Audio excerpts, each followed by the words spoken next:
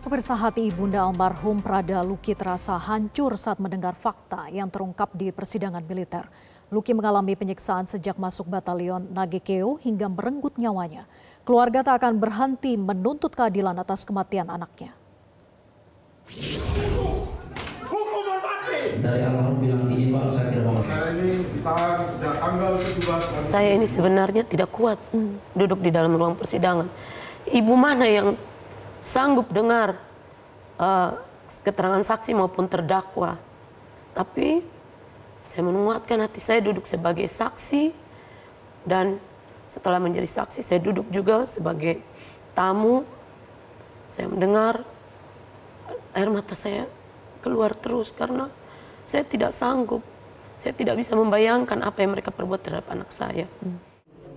Dengan suara bergetar, Ibunda Prada Luki, Serpiana Paulina Mirpei, tak kuasa menahan kesedihan mendengar fakta-fakta yang terungkap di pengadilan militer. Setiap kata dari saksi adalah luka yang kembali terbuka baginya. Sejak pertama bertugas di Batalion Wakangamere Nagekeo, Prada Luki sudah mengalami penyiksaan dari seniornya.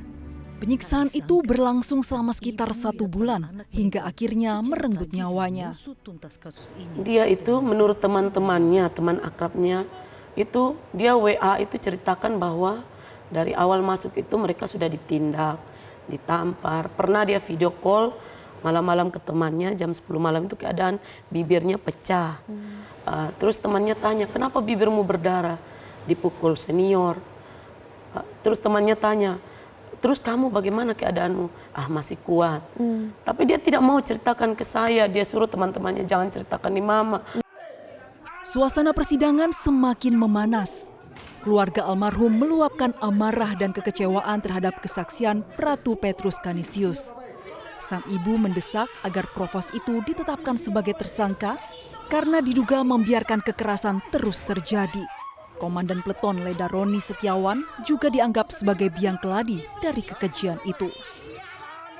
Provos yang mengaku bahwa dia sempat mendengar teriakan Luki minta ampun, tapi kemudian tidur. Iya, dia tidur. Tapi ternyata tersangka nomor 17 menyangka bahwa dia ikut memukul si provos ini. Jadi sebenarnya bagi kami provos itu harus dijadikan tersangka tambahan. Dan juga Danton Roni Setiawan, dia biang keladinya memeriksa HP, karena dari dialah awal permasalahan itu muncul. Jadi dia juga sebenarnya harus dijadikan tersangka tambahan. Di balik setiap air mata, ada kekuatan sang ibu untuk tidak menyerah. Meski hancur, ia memilih untuk tetap hadir di pengadilan, menuntut keadilan untuk anak yang dibesarkannya dengan kasih. Jujur, anak saya rawat itu, memukul pun saya jarang. Tidak pernah seperti itu, paling ya kita ribut seperti biasa. Tetapi ini saya mendengar langsung itu, saya seperti hancur sekali.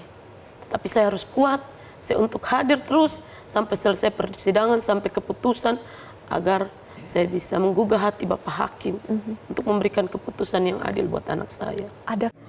Tim Liputan Metro TV. Jelajahi cara baru mendapatkan informasi. Download Metro TV Extend sekarang.